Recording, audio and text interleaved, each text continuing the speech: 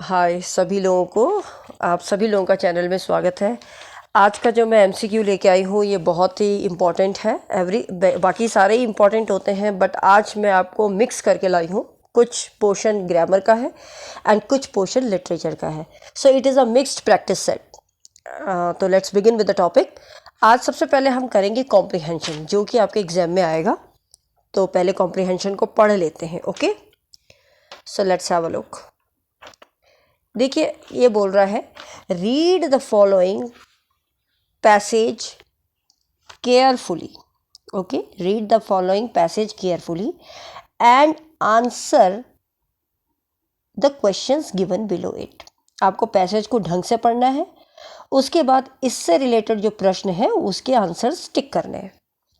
तो पैसेज जरा देख लेते हैं क्या है। मैं एक एक करके आपको एक्सप्लेन भी करती रहूँगी और सेंटेंस भी पढ़ती रहूँगी, तो आप अपने हिसाब से देखते रहिएगा। रुकिए, थोड़ा जूम कर देते हैं so that it will be more easier to you to understand. Come on, just a minute. Okay, देखते हैं। वेल, देखिए यहाँ से स्टार्ट है। ये थोड़ा सा, I think this will not work like this. एक मिनट। तो देखिए, she regarded herself as the luckiest person on the earth. मतलब उसने, ये लड़की के लिए, लेडी के लिए है कि वो अपने आप को इस पृथ्वी पे सबसे ज़्यादा क्या महसूस करती थी कि वो सबसे ज़्यादा लकीएस्ट है, बहुत ही भाग्यशाली लेडी है, लड़की है। शी है तो अभी ये नहीं पता है कि she is a old women और यंग वुमेन, यंग गर्ल। तो हम शी के अकॉर्डिंग ही हम कह रहे हैं कि वो अपने आप को बहुत ही भाग्यशाली पर्सन मानती थी अर्थ में। Each of her sons insisted that she should stay with him. उसके जितने भी बेटे थे वो सब उसको इंसिस्ट का मतलब है जोर देते थे कि भाई माँ तुम मेरे साथ रहो, तुम मेरे साथ रहो।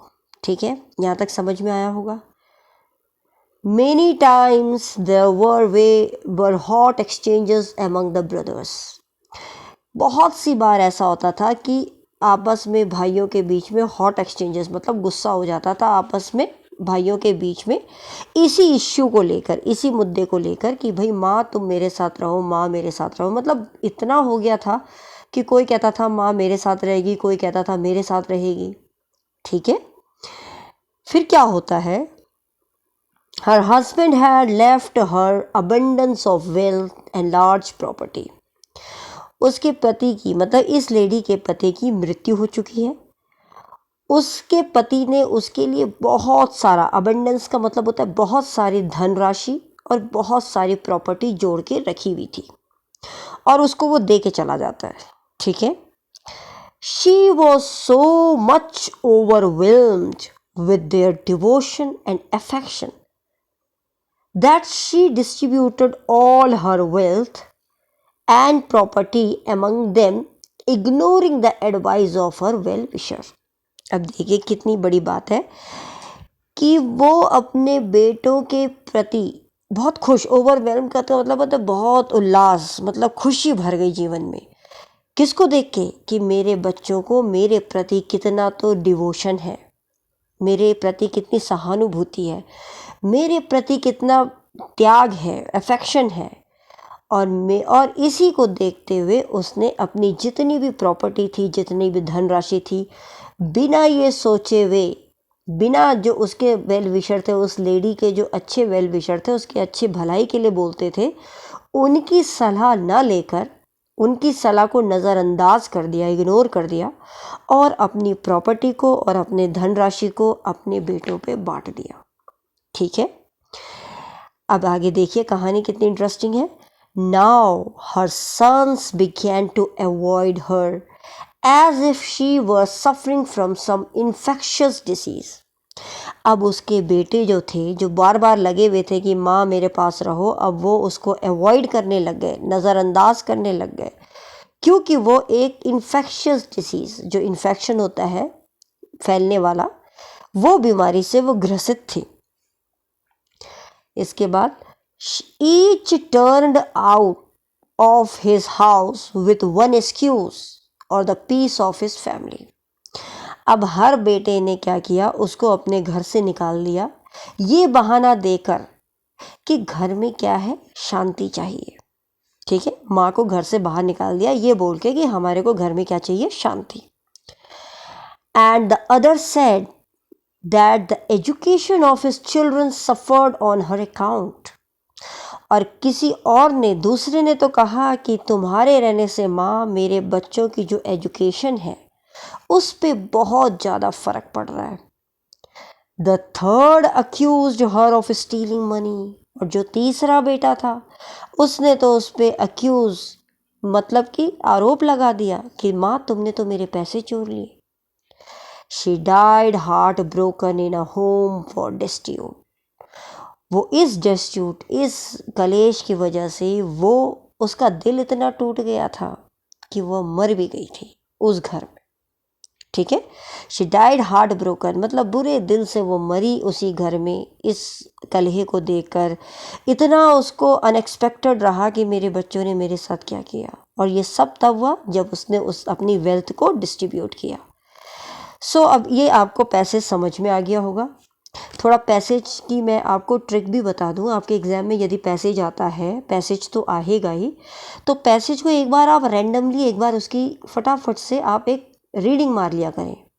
जब आप एक बार रीडिंग मार लेंगे तो आपको एक आइडिया लग जाएगा कि कहाँ पर कौन से वर्ड्स हैं। फिर डायरेक्ट आप क्या करें, क्वेश्चन पे चलें। तो क्वेश्चन पे मिलता जुलता जो क्वेश्चन होगा उसको आप उस पैराग्राफ में देखिए और वहाँ से भी इसको देख के आप जज कर सकते हैं। एक तरीका ये है। दूसरा तरीका ये है कि पैसेज को आप पढ़ लें, एक बार में समझ में आ जाएगा तो और भी आसान हो जाएगा। तो दो तरीके हैं पैसेज करने के। तो let's begin with the first question. She received so much love, affection from her sons. Why? क्यों मिल रहा था उसको प्यार इतना? सिर्फ इसलिए क्योंकि she possessed abundance of wealth and large property. इसी वजह से बेटे उसको क्या कर रहे थे, प्यार दे रहे थे। ठीक है, नेक्स्ट क्वेश्चन है। She regarded herself as the luckiest one. वो अपने आप को बड़ी ही भाग्यशाली मान रही थी।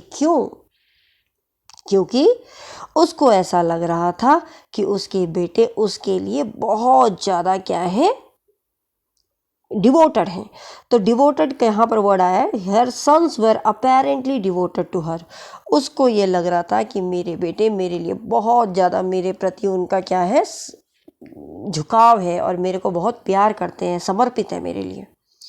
तो वो तो ये वाली बात हो गई ना कि छल का बहिरंग हमेशा सुंदर होता है। कहने का मतलब है all that glitters is not gold.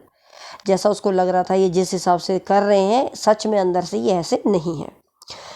Next question पे चलते हैं। Next question is your third question. So third question is your, let's have a look.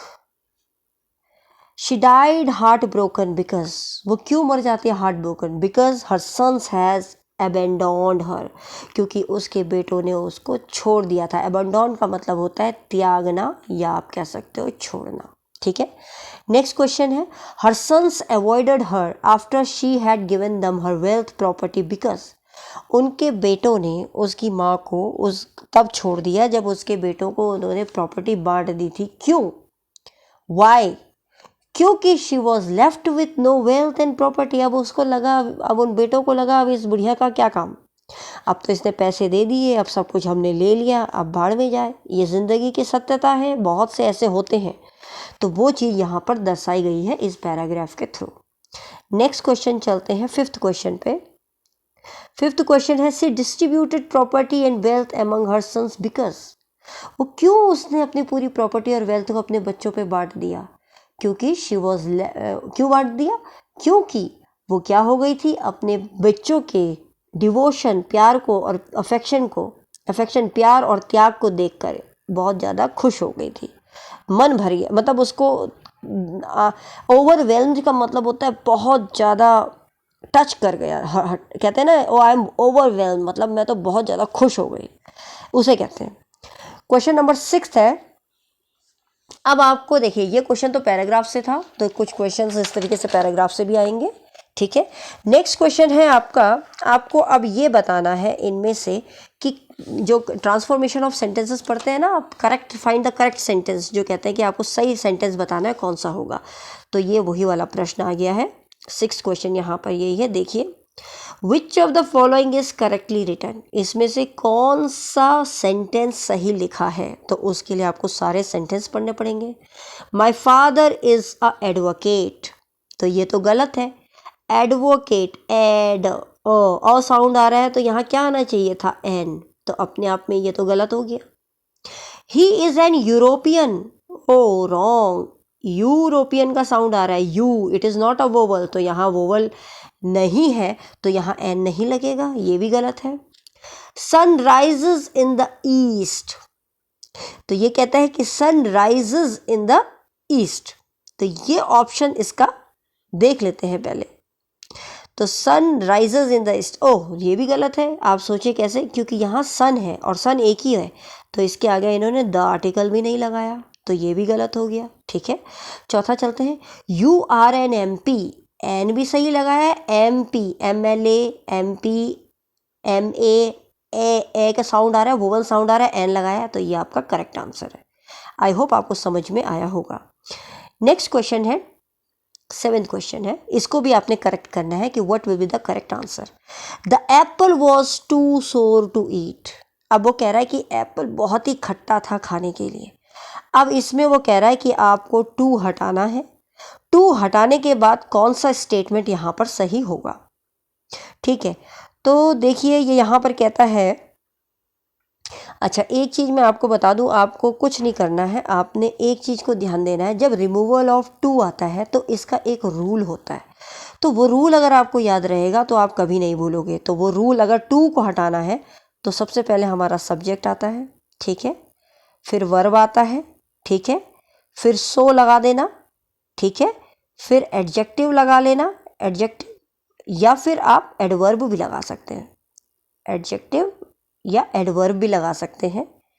ठीक है, तो इस रूल को एक तो ये रूल है कि आप subject plus verb plus so, adjective या एडवर्ब। अब क्योंकि हमने टू हटाना है तो हम दैट प्लस प्रोनाउन लगाएंगे, दैट, और फिर उसके बाद प्रोनाउन सब्जेक्ट के अनुसार। अगर नेगेटिव है तो कैन नॉट और दूसरा वर्ड, तो यहाँ पर वो कैन नॉट का तो कोई मतलब ही नहीं, नेगेटिव सेंटेंस है ही नहीं।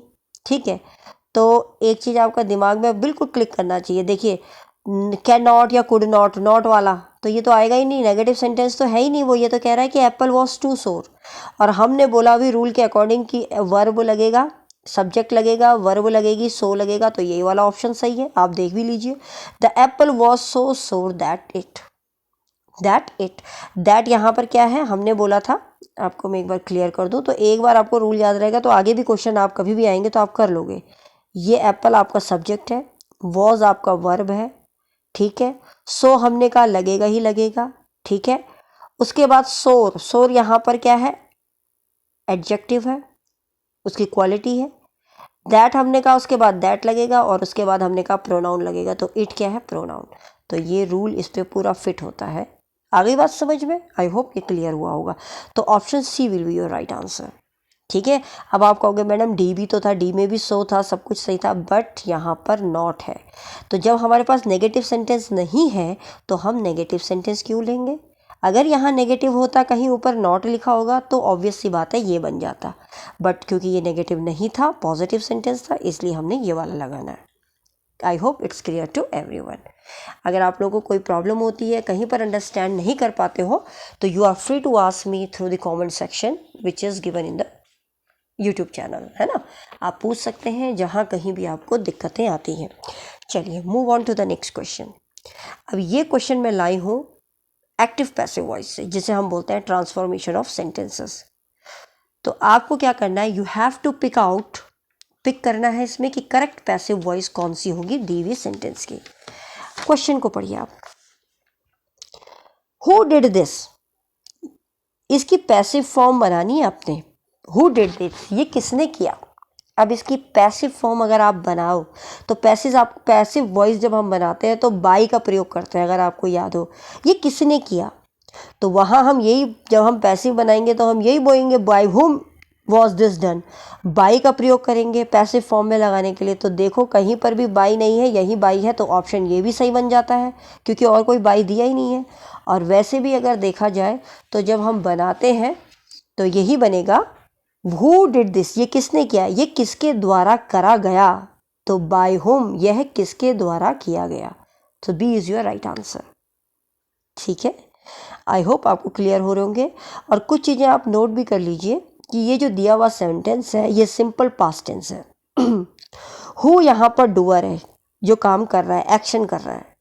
इंटरोगेटिव प्रोनाउन है, ठीक है, और दिस यहाँ पर जो है वो रिसीवर है, जो उस एक्शन को रिसीव कर रहा है। तो आंसर आपका बी आंसर आ गया। क्वेश्चन नंबर 9 है आपका, which is the correct passive voice of the following sentence. ये एक सेंटेंस है, इसका आपको पैसिव वॉइस बताना है कौन सा सही है। I want two by a book, मुझे एक किताब लानी है। ठीक है, तो मुझे एक किताब लानी है, यदि हमें इसे का पैसिव फॉर्म बनाना है तो इसके लिए भी एक रूल आता है। तो रूल पहले पढ़ने बहुत ज़रूरी है। जब आप रूल याद रखते हो तो आपको सारी चीज़ें आ जाती हैं। तो रूल के अकॉर्डिंग जब हम इस टाइप का सेंटेंस अगर बना रहे हैं, तो जैसे ये क्वेश्चन है, I want two by a book, मुझे किताब लानी है, मुझे ये काम करना है, तो करना है, वॉन्ट लग रहा है ना, तो वहाँ पर आपने देखना है सब्जेक्ट के बाद वॉन्ट आएगा, WANT वॉन्ट। ठीक है, उसके बाद आपका ऑब्जेक्ट आता है, उसके बाद आपका टू बी आ जाएगा। यहाँ पर ये चीज़ ध्यान दीजिए, टू बी और वर्ब की third form. This is the rule, ये रूल है। तो अगर आप देखें, सब्जेक्ट भी होगा, वांट भी होगा, ऑब्जेक्ट भी होगा, टू बी भी लगना चाहिए। तो पहले तो यही देख लो टू बी, तो टू बी यहाँ सब जगह दिया है, पहले में भी दिया है, देखिए फर्स्ट में भी, फर्स्ट में नहीं दिया है, सेकंड में दिया है एंड थर्ड में दिया है, और फोर्थ में दिया है। तो टू बी यहाँ पर ऑप्शन दे रखा है। तो अब बुक, अब ये कहता है कि सब्जेक्ट, सब्जेक्ट क्या है यहाँ पर, बुक सब्जेक्ट है। ठीक है, बुक आपका क्या है, सब्जेक्ट है। विच of the correct following voice भी। अच्छा, एक चीज़ मैं आपको बता दूं, यह इसीलिए मुझे डाउट हो रहा है क्योंकि ऑप्शन तो पहला ही समझ में आ रहा है, आई वॉन्ट टू बाय। अब ये जो है, I want a book to be bought, यहाँ इन्होंने ये गलत एरर, ये एक्चुअली आंसर यही होना चाहिए, लेकिन यहाँ पर टाइपिंग वाले ने गलती कर दी। यहाँ पर आएगा आई वॉन्ट, ठीक है, आई सब्जेक्ट हो गया, वॉन्ट तो आएगा ही आएगा, मैंने आपको रूल बताया अभी। I want a book, object, ठीक है, ऑब्जेक्ट क्या है, a book, this is object. I want a book to be आ जाएगा, टू बी, और bring, brought, bring, bought, bought, तो बॉट, BOUGHT, लाना। तो मैं चाहता हूं कि मैं बुक लेके आऊं, I want two by a book, मतलब मैं बुक लाना चाहता हूँ। तो पैसिव वॉइस में इसका ये ऑप्शन सही बैठेगा, क्योंकि यहाँ पर अ बुक तो आएगा ही नहीं, अ बुक इज़ वांटेड भी नहीं आएगा, आई वांटेड भी नहीं आएगा, हमने वांट बोला तो पहला ही आंसर सही बनेगा ना। रूल के अकॉर्डिंग वांट लगेगा, लेकिन ये जो द लगा है ये गलती से लगा है, यहाँ पर बी ऑप्शन था। ठीक है, ये एरर है, क्वेश्चन में बी था, वो गलती से यहाँ पर मिसप्रिंट तो नहीं कहेंगे, but there was a technical error while doing it, edit करते वक्त।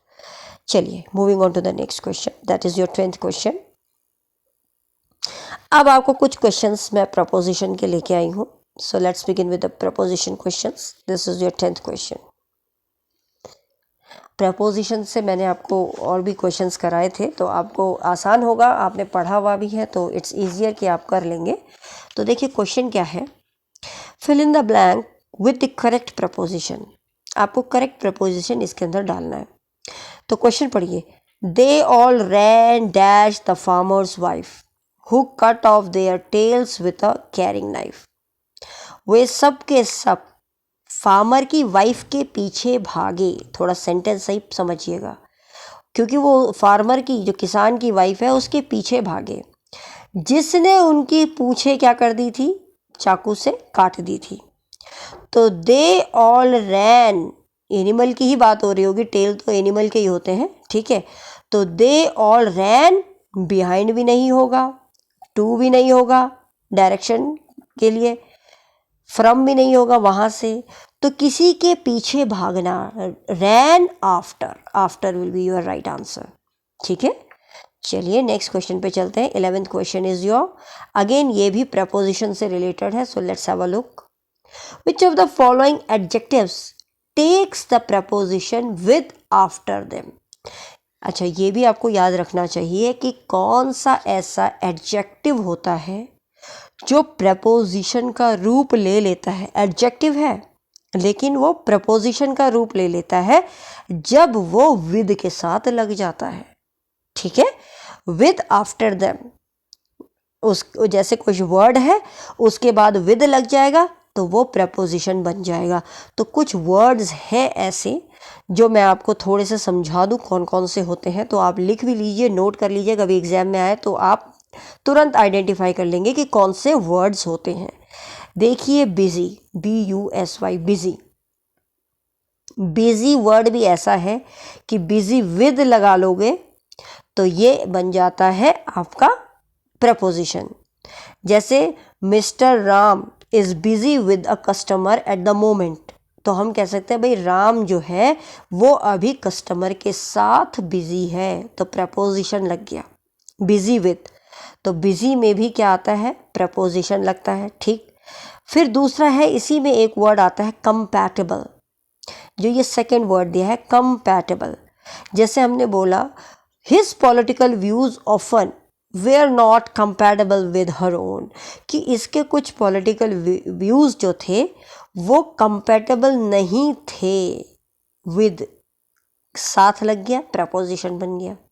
गिफ्टेड विद, जैसे हम कहते हैं ना gifted with a super voice, मतलब God has gifted with a super voice to him. ठीक है, मतलब भगवान ने उसको बहुत ही सुपर वॉइस के साथ गिफ्ट प्रदान किया है। तो गिफ्टेड विद, इसके साथ भी यदि विद लग जाएगा तो ये प्रपोजिशन बन जाएगा।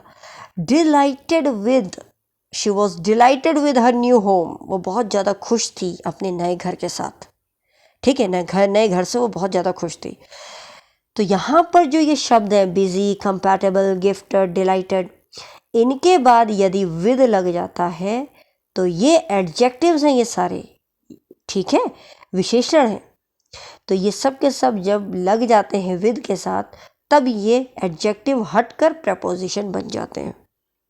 तो आई होप ये आपको क्लियर हुआ होगा। Now moving on to the next question. ये कुछ क्वेश्चन की सीरीज़ है जो मैं आपके लिए मिस्टर बैकन, ऑथर बैकन जी के कुछ क्वेश्चंस हैं उनको लेके आई हूँ। सो लेट्स हैव अ लुक। कुछ क्वेश्चंस हैं, इनको कर लेते हैं। बैकन के जो एसेज हैं वो काहे के लिए फेमस हैं, बहुत बार पूछा भी गया एग्जाम में। तो बैकन के एसेज ज़्यादातर अगर हम पढ़ें तो वो वर्ल्डली विजडम, पूरे संसार में ज्ञान के लिए क्या है, बहुत ज़्यादा फेमस है, ज्ञान के लिए। ठीक है ना, फ्रांसिस बैकन जी के, क्योंकि वो खुद भी बहुत एक्सपेरिमेंटल थे तो इसलिए वो बहुत ज़्यादा ज्ञान के लिए ही फेमस है। नेक्स्ट क्वेश्चन है, of studies is the first essay out of 10 essays published in. इनका जो ये ऑफ स्टडी एसे है बैकन जी का, ये पहला ऐसे है 10 ऐसों में से जो पब्लिश हुआ था। ये कब पब्लिश हुआ था, ये ऑफ स्टडीज पब्लिश हुआ था 1597, तो इस ईयर में ये पब्लिश हुआ था। नेक्स्ट क्वेश्चन है इनका, बैकन जी के ही ऊपर है ये questions. Of truth is published in the last addition, third edition जो था इनका, क्वार्टो फ्रॉम 58, जिसमें 58 एसेज भी थे टोटल। अगर आपको ये 55 गलत है, यहाँ 58 आना चाहिए। 58 एसेज थे, 58, ठीक है, 58 एसेज थे, थर्ड एडिशन था। तो ऑफ ट्रूथ जो पब्लिश हुआ था इनका लास्ट एडिशन, वो कौन सी ईयर में हुआ था, तो वो 1625 में हुआ था। कौन सी ईयर में हुआ था, याद रखिएगा, ऑफ ट्रूथ का लास्ट एडिशन 1625 में, जिसमें कितने एसेज थे, 58 एसेज थे। So every defect of the mind may have a special recipe. This line appears in. देखो बहुत ही अच्छी बात कही है। अगर आपने ऑफ स्टडीज़ पढ़ी है तो उसमें आप बात कर सकते हैं। आपने देखा होगा कि हर एक डिफेक्टेड माइंड में भी एक स्पेशल कुछ ना कुछ ग्रहण करने की एक जगह होती है। कहने का मतलब है जो स्टडीज़ ऑफ स्टडीज़ की ये बात कर रहे हैं कि भाई ये कहते हैं कि यदि हम कहें किसी का दिमाग ख़राब है, डिफेक्टेड है, एबनॉर्मल है, तो हम ये बेकन जी का कहना था कि अगर डिफेक्टेड भी है माइंड, तब भी उसके अंदर एक स्पेशल रिसिपेंट होता है उसको ग्रहण करने का, रिसीव करने का, एक स्पेशल ऑर्गन होता है जो मैसेज वो रिसीव करता है। तो ये ऑफ स्टडीज़ में है, ठीक है। नेक्स्ट क्वेश्चन है इनका 16 क्वेश्चन है, अ मिक्सचर ऑफ अ लाई, ये कहते हैं a mixture of a lie, ठीक है, mixture of a lie doth ever add pleasure the line appears इन।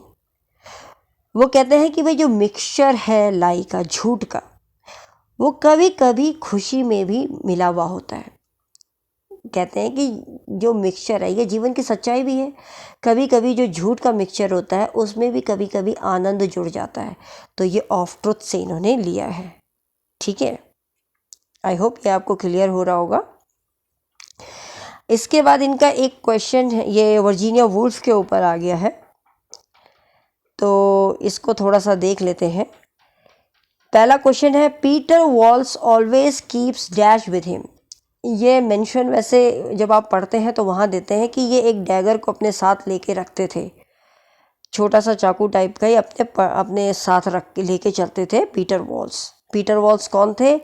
जो आपको याद हो, जब आपने ये पढ़ा होगा, प्ले पढ़ा है इनका वर्जीनिया वुल्फ जी का, जिसमें क्लैरिसा का, अगर आपको याद हो, मिसेस डेलोवे, तो मिसेस डेलोवे में एक पीटर वॉल्स कैरेक्टर है जो क्या करता है, क्लैरिसा से प्यार करता है।